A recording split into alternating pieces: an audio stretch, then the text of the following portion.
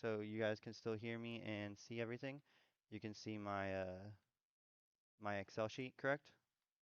Let me know if you cannot see the Excel sheet that I have right now. That's up on the chart. Otherwise, I'm gonna. Okay, cool. So what this is right here is I go every single day. I go and I track whether we're an uptrend, a downtrend, or sideways trend. And so and what I do to depict that is it's very basic. A 21-day moving average. If we are above the 21-day moving average, we are in an uptrend. If we are below it, we are in a downtrend. If it's kind of just going sideways and the 21 day is going sideways, then I just put a zero. And so as you see, we have trend day. I started this kind of back in September, and so I'm actually going to go back through for some of it, specifically June and July, and kind of re-put these back in. But starting with September, we had 14 up days in a row, 14 trend days above the 21-day moving average in September. Then we went down, and then we had our consolidation, and now our uptrend started on uh November 1st. So if everybody kind of knew, we were talking about this in chat a lot that the downward moves in August and September and October tend to be buying opportunities for November and the end of the year. It happens very, very much. It's seasonality. It happens damn near every year. So for this upcoming year, that's something to keep an eye on. And so the first day of November, we broke above the 10-day moving average actually, and we weren't quite above the 21 day. Second day, we broke above the 21 day, and we had a technical follow through day on the first day of November. What a follow through day is that is the first start of an uptrend. When you have this follow through day, that tends to be on high volume. It has to be on high volume. And it's kind of a day that says, okay, buy something. Find a good setup and buy something. And so we had our follow through day on November 1st. So that's a buy signal in the market. So from there on, you are now looking for longs. If you're day trading, you're looking for longs. And if you are swing trading, you are in your longs and you are holding them. And so this is kind of a good key to say how long you're able to hold your stocks because it allows you to continue holding them longer instead of just cutting them short for a small gain. And so we've been in this uptrend now for 29 days. And so what I do every day, and I actually haven't done today's, there wasn't anything really important to note today. We did kind of had a technical breakout on SPY the last few days, so I'm just going to note that technical breakout above 460. That was key level. And then what has been moving the markets? I always put the leaders. The leaders right now are the semis. You got AMD's up crazy the last few days. LRCX is at all-time highs. Nvidia's kind of in mids. TSM has a beautiful setup right now. So semis are the move. AVGO, they hit all-time highs. They went insane. Uh, so definitely that's one thing to note that semis and when semis are the leaders of the market, that tends to be the healthiest market. And so if you go back all the way through from 2020 till now, when semis are when they are actually cooperating, when they are going up with the market, then the rest of the market tends to follow. And the semis tend to be the first ones to break out, and then sometimes they'll go sideways. What we're seeing right now, which is kind of interesting that I started noticing over the last few days, is now we have some of these smaller caps. So from smaller caps have been going sideways for like the last 2 or 3 days, and megatech and mega caps have been going up. Well, a couple weeks ago, right here, and this is why I track these from a day-to-day basis at the beginning of December, small caps were the leaders. And if you like look at any tech stock, Amazon, Amazon, Apple, AMAT. Oh yeah, speaking of AMAT broke out today as well. Amazon, Apple, AMAT, Google, all your mega techs, Tesla still is just going sideways. They've been going sideways for most of the month, and if not a lot of this move right here, they were going sideways as well. up until I think it was around the 15th was when they started going sideways. So your mega caps have been going sideways, but then today you saw a good move. Today and yesterday you saw good moves. Yesterday you saw upside reversals in a lot of them. We had a gap down and then we closed at the highs. And then today we had like Amazon was up good. I didn't look at Google actually, but I'm pretty sure Google was up good. Your AMD was up wonderful today. And so you're seeing this move now in a lot of your mega tech. But what I noticed was like Carvana wasn't moving, banks weren't really moving too much. And so a lot of stuff was just kind of going sideways at the same time. A lot of your smaller ones. IONQ, that's another one that I'm really watching. That was going sideways today. They closed at their highs, which is good, but they were kind of going sideways. So definitely that's one thing that I'm noticing is this like rotation back and forth that when tech goes sideways, you end up seeing these move up in small caps, and then when small caps start consolidating and need a breath, then you're seeing the move back in tech. And so nobody is really trying too hard to sell right now. If you notice, there's a very tight action in a lot of stocks, like Carvana. That's a stock that I'm in personally right now. We have January 10th calls or January 50 dollars calls, strikes. That has been going sideways since I got the fucking since I got the contract pretty much. But it's been about 2 weeks or so. It's not done anything wrong, so there's no real reason to cut it and but it's just going sideways. And so, but now Megatech is starting to go up. So maybe, once they slow down and Megatech pauses, then small caps will go up. One thing also is in the almanac, and so this is one thing what I'm going to it's called the Stock Traders Almanac. I highly recommend everybody get it. It's by Jeffrey Hirsch. It was originally created in like the 70s or 80s by Yale Hirsch. That was Jeffrey Hirsch's father.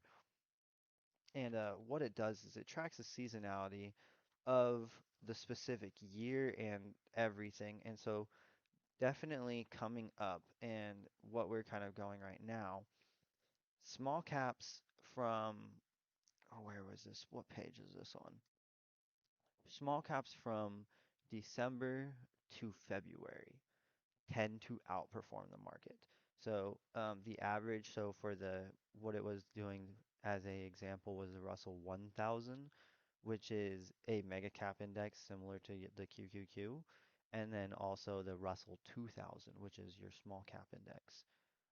So with the small cap index, you got over the course of from the middle of December, which is right around now, to the end of February.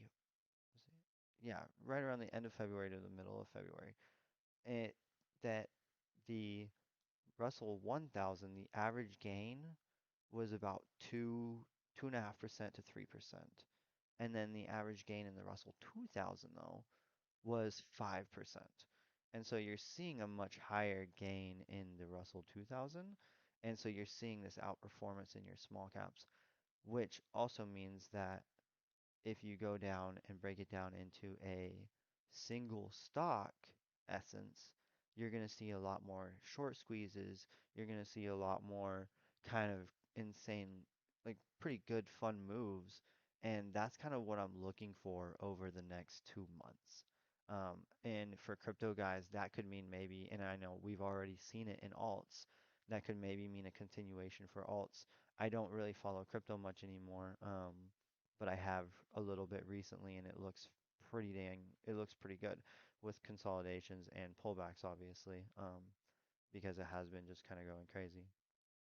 But for stocks specifically is what I really focus my time on. The outperformance of small caps in December, January, and February is what I'm going to be looking for and what I have been looking for.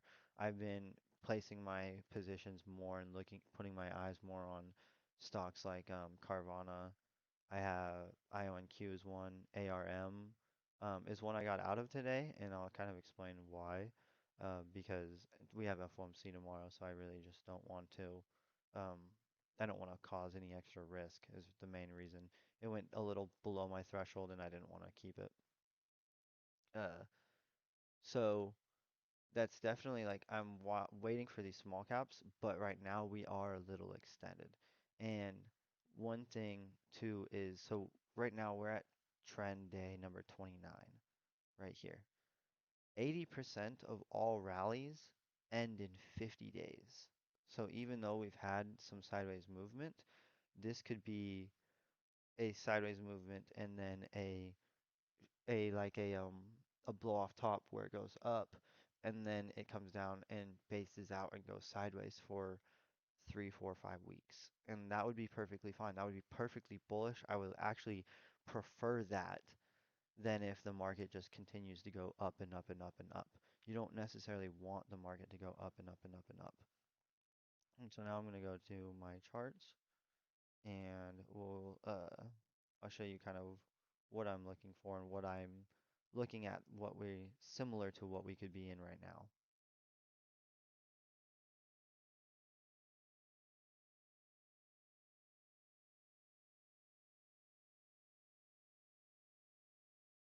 Exit that because it's slowing down my computer. So QQQ had finally had this breakout here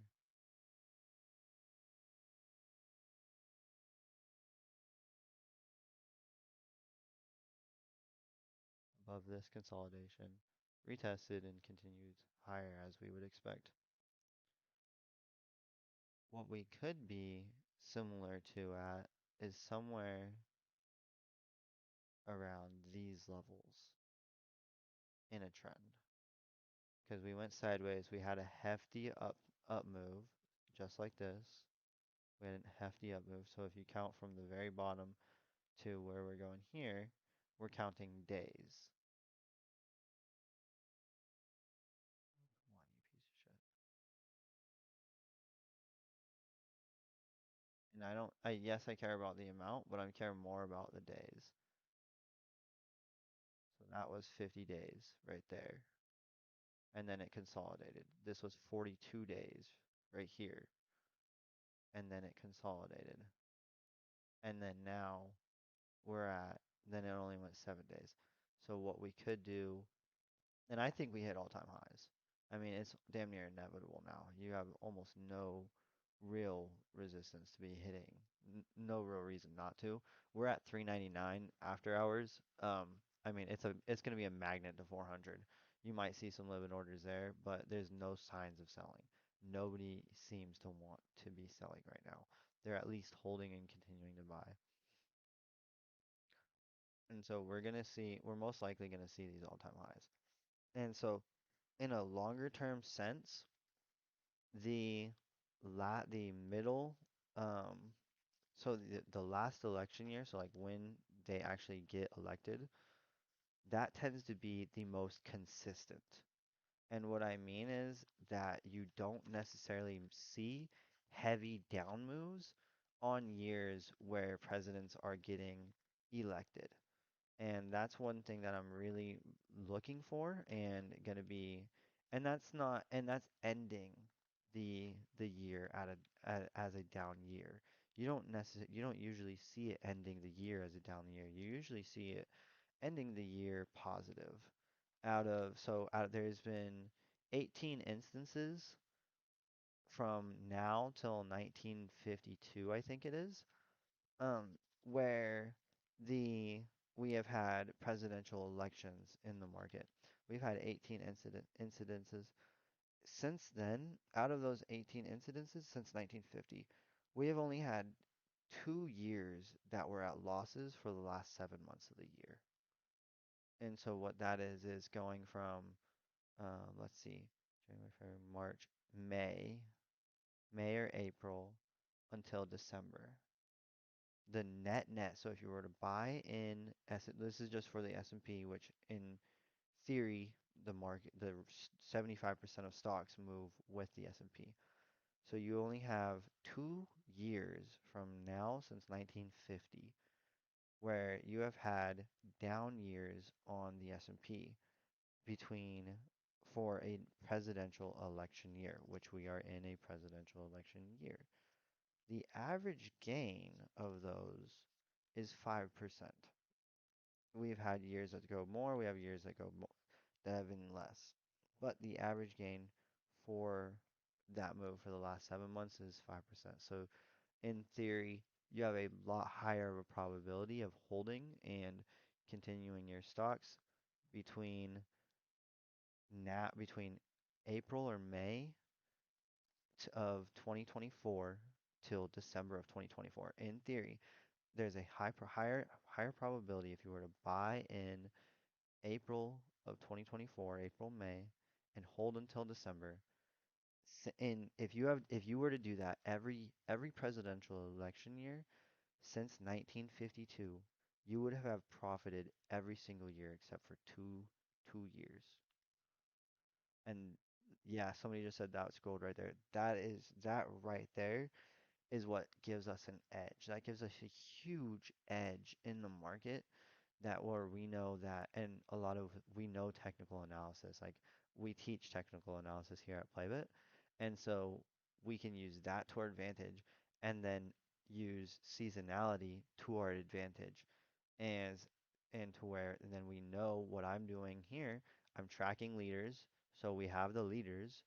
We're tracking we're tracking leaders, we're tracking seasonality, and we're tracking technical analysis. So we're stacking all the probabilities in our favor to give us the best opportunity and the best probability to make the most amount of money. And so that was the biggest thing that I really wanted to say was go over was that last 7 months is I am bullish for 2024. I don't think it's so pre-term election years are the most explosive. So this year is in a 4-year cycle in theory. This year was to be is supposed to be the strongest and the biggest move in a 4-year cycle. Next year is supposed to be the most is considered the most consistent. And so it doesn't have huge moves to the upside as often. It's not usually as strong as a pre-presidential election year, but like I said, you see those 7 months where it's about um, seven, eight, what is that, 8 out of 9 times, it's going to be bullish for the last 7 months. So you definitely have a higher probability of next year continuing to go up, at least some, or at least ending the year profitable. One thing I'm looking at coming into this next month, so not necessarily December because it's halfway over, but January. So the two things I'm looking at the most will be the December Santa Claus rally. And what that is the last, so it is the last 7 days of is it the last 5 days of the end of the year and the first 2 days of January. So the last 5 days of December and the first two trading days, not fucking normal days, just trading days. The last 5 trading days of December and the first 2 trading days of January. What we're looking for is a positive between those last 5 days and the first two. You want to see a positive change from one to an from the beginning to the end. And if we do, that's called that specifically is the Santa Claus rally, is those specific dates. When the Santa Claus rally does not happen, you do have a higher probability of a down move for the market. So you're not, you could see it says Santa's failure to show tends to precede bear markets or time stocks could be purchased later in the year at lower prices. In 2021, we did not get a Santa Claus rally. Look what happened in 2022. We failed. We went down tremendously. The first day of the year was the high of the year. In 2022, we had a Santa Claus rally. The first day of the trading year in 2023 was the low of the year. So I'm looking for this upcoming is I'm looking for the Santa Claus rally to happen. And so I want to see a positive change between the last week, so that would be the 26th. One, two, three, four, five. The 22nd of December to the 29th of December to the 20 to the 4th. So one, two, no, to the 3rd. So the 29th of December, 22nd of the December to the 2nd of January. That will is considered the Santa Claus rally. No, the 3rd of January. That is considered the Santa Claus rally, and I'm looking for a positive change between those. If we do, this was discovered in 1972, which is really interesting. So this has been happening. It's very, very possible, and it works a lot. Um, so if it does happen, if we do get our Santa Claus rally, that's good. I'll be more bullish for the next year. The next thing I would be looking at would be the January barometer. And what that is saying is if January is positive, then the rest of the year in theory is positive, similar to 2021 and 2022 or 2022 and 2023, like I just said. When January was bad in 2022, the rest of the year was terrible. When January was good in 2022, 2023, this year, we're next to all-time highs right now. So January is going to be a huge, huge, huge, huge thing to look at for me right now. January and the Santa Claus rally. A couple stocks that I am looking at, I will go into, is I was mentioning these low caps and these smaller stocks. So I am in Carvana. This is one that I have a pretty high conviction and I really like it. It's considered a launch pad. I consider this a launch pad setup. Um, I don't know if the name was created by Deep View, but I learned from it from Trader Lion, um, that just that name. And what it is you see the 200-day, you see the 50-day, you see the 10-day, and you see the 21-day moving average all consolidating at this one spot. You have a bullish breakout right here, and now you're consolidating for a week and holding all your moving averages. Very low volume. You have a huge run up, prior run up right here of 100%. What is this percent? From this gap up right here, you ran up 521, 28%. And then on the downside, you only went down 54%, which is, in my opinion, very impressive. And so now we're up 50%, and I'm expecting this to come up to this level at 56, bare minimum. And then if you look at more of a weekly chart here, once we get above, if we can get above here, we got a shoulder, head, shoulder, you're above all your weekly moving averages. You're coming to come up to this 200 EMA on the weekly, right around 80 bucks. If we can get an option from $40 to $80, I'll be incredibly happy. But I'm gonna sell most of mine right at this 55. I'll be more than happy with that, and then probably leave a runner. Another one that has the exact same fucking setup that I'm looking to get into, and I missed my entry today actually, but that's okay, is Freshworks. And literally, if you look at it, it looks the exact same. You have an anchored view up from this high here. Oops, I have two because I already had one there. We're above this anchored view up. We're above this bullish breakout. You had a gap up and consolidating. Previous run up of 100% from, well, just above, from $12 to 23 to 89. So just under 100% run up with only I don't know the math of that, with only a 30% drawdown, and now we're consolidating very, very nice. If you look at our volume here, you have much heavier volume as it's coming up, and you're just kind of going sideways. The volume's starting to dry out and not really show any sort of, it's not showing any signs that it's stopping. So this is a huge one that I'm watching. I really, really enjoy this setup. TSM, and one reason I'd cut ARM is because I'm really loving these launch pad setups. Like TSM actually broke out. I fucking missed it. Um, I was in Robbie's AMD call this morning, and I chose that instead of TSM because it's the leader. But TSM is this launchpad setup as well. You have this volume weighted average price from the highs. You gapped above, came back down, retested.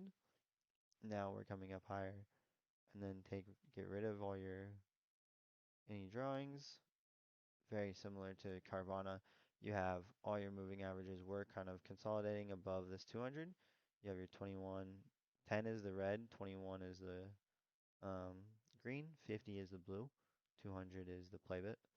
And so you're consolidating right above all these moving averages and it's looking to come higher. There's not really much of a reason why not to. And so that's looking at least to this 107 level bare minimum. I have a huge list of stocks that I think are poised to go higher. There's literally, I think, 80 stocks on this list. So I cannot go through all of them. But some other ones that I do like are Snowflake. I think this one could pull back first, though. Um, Definitely would like a pullback and form some sort of left base similar to this level right over here. But if we do get a closing day above 196, 195, then Snowflake could be a really good move. Tesla has this launchpad setup as well. Just I'm loving these launchpad setups. These are the ones that tend to move the most. And I'll show examples of a few of them that one of them I traded, one of them I did not. I just kind of was watching it the whole way through. I'm perfectly fine with that. And so again, with our volume weighted average price, this is the main tool that I use is volume weighted average price, and I mix it with moving averages, and it works well for me. And so we're right below this volume weighted average price this time though. So we're not above yet, so that means it's not yet a buy signal. But we are above this volume weighted average price from the October lows. So I'm going to actually turn this one into red, and the bottom one will be green. So this is a VWAP pinch. When you get a VWAP pinch like this, the tighter it gets, you're expecting a move of some sort of direction sometime soon. So I'll probably look for maybe if it can, like right now, it has an upside reversal on the day, which is nice. So maybe if it might not undercut, but if it undercuts here and then starts popping back up, look for it to go higher. If you see a nice breakout to the upside and then a retest, that'll be a good more move. And then we'll probably come up to these highs right at 277, between 270 and 277. And then above there, you'll be looking for these highs at 300. And Tesla will be a fast mover. Roblox again, same kind of, you're right above your 200 EMA. You have a lot. I don't like the volume as much on Roblox. Look at all these red volume spikes and the red earnings. So I'm not a huge fan of that portion, but I think the technicals look really good to at least come back up to this 45 to 47 level. But it's that same launch pad, like it's right. All the moving averages are right there. Why did that go into my launch pad? There's another one. Palantir is starting to look better, but it's needs to hold right here. I really like this. I really like the company, and I really like how it had a huge move from 70 to 17, and now is just kind of going sideways, which is very healthy. And so if we could make a good move above this 21 level, or at least above 1850, then you can start seeing a move back to these 26, 25, 26 level very easily. So those are just a few that I do like. I have a huge list, as you guys can see. Most of them are not actionable right now. I don't think a lot is actionable. We're late in our market trend rally. So right now we should be most people like if you're making new buys, be quick to cut. Like that's why I cut ARM today. There's So why I cut arm, well, this will be the last thing I really go into. Why I cut this, and I actually probably should have waited till the end of the day. Um, but I was gonna be gone most of the day, and I didn't want to risk more than I had to. We had in this morning, we had this huge move down to, it was right undercut 24. It was 23, 63.30. And that's where I went right around where I was looking at it. It was right around the 63.80 level, which to me, it could be an oops reversal, which is where it's just like it breaks out, then it pretends to have a failed breakout, just a shakeout, and then continues higher, just kind of takes that liquidity, shakes some people out. But I'm looking for this 65 level to hold, was what I was really intending on. And so since it didn't hold right now, and it didn't even close the day above that, then I'm not interested in this. We have FOMC tomorrow. I don't know. I don't want to risk a new buy right here. I would be willing to re-enter maybe for a shorter term trade, but I don't want to enter a lot of new buys right now. We have roughly 20 days max, in my opinion, for a pullback and or consolidation. Um, and so we could see a move coming up in the next 20 days to the upside, which would be great. And I think we will. And then I think we're going to have a little more of a consolidation, hopefully, and allow things to set up a small pullback, small consolidation, small pullbacks and consolidations in the S&P 500 should be about 5% max. You don't really want to see more than a 5% pullback in the S&P 500 um, right now. So the 50-day moving average is about 5% away. That's a key line in the sand for me. We're above the 50 days above the 200. The 200 is increasing to the upside. My line in the sand for SPY is the 50 day. Right now, I want to see, look how high up this 21 day is, just extending to the upside. And that's what I said right around this level when we were in right around the beginning of November. It was like the 21 day is going to start going up very fast because it's going to take all this data out and add in all of this data right here, and we're already way above it, and so then it started moving up very heavily. Um, and that we haven't even had a test of our 21-day moving average since we broke above it on um, November 2nd. So hopefully we can get a test of the 21. We just had a beautiful breakout, so I really expect this right here, at least 474 on SPY.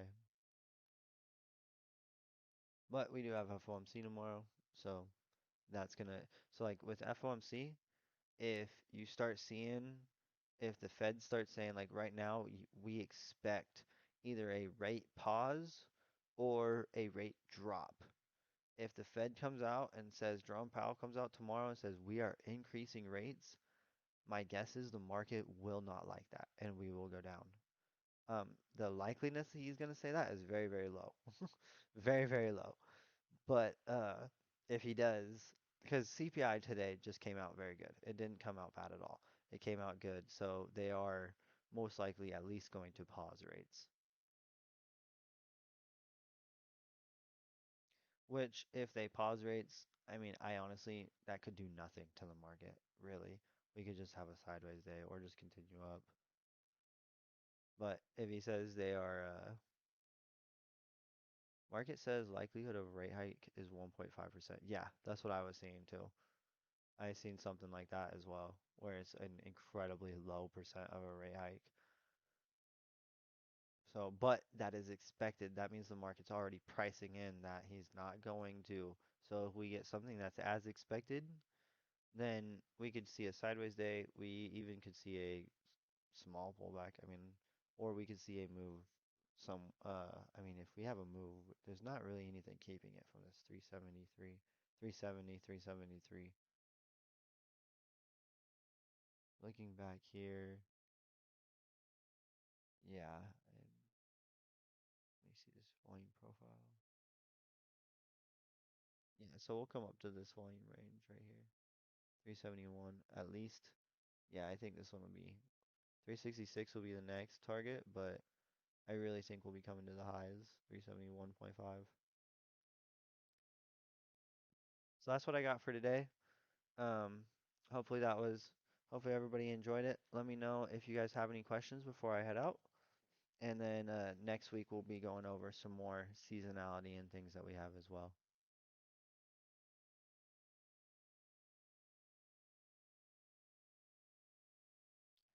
Thank you guys for coming. Thank you guys for joining in. If anybody does want this large list I have of stocks I have that I am watching, I can post this in stock chat real easy. And a lot of it, I have it sectioned off. I don't know if it's going to show it in the sections, but I'll send you screenshots. And I have small caps I'm looking at that are art that are in stage one bases. I have small caps that are in stage one bases. I have biome pullbacks. And then I have larger caps that are just kind of building a base. And so I'll post that up for everybody. And these are just stocks that I think are looking and doing well. They're not they are not actionable right now. Most of them are not actionable right now. Just want to emphasize that. So I appreciate you guys. Thank you so much. I'll talk to you guys next soon.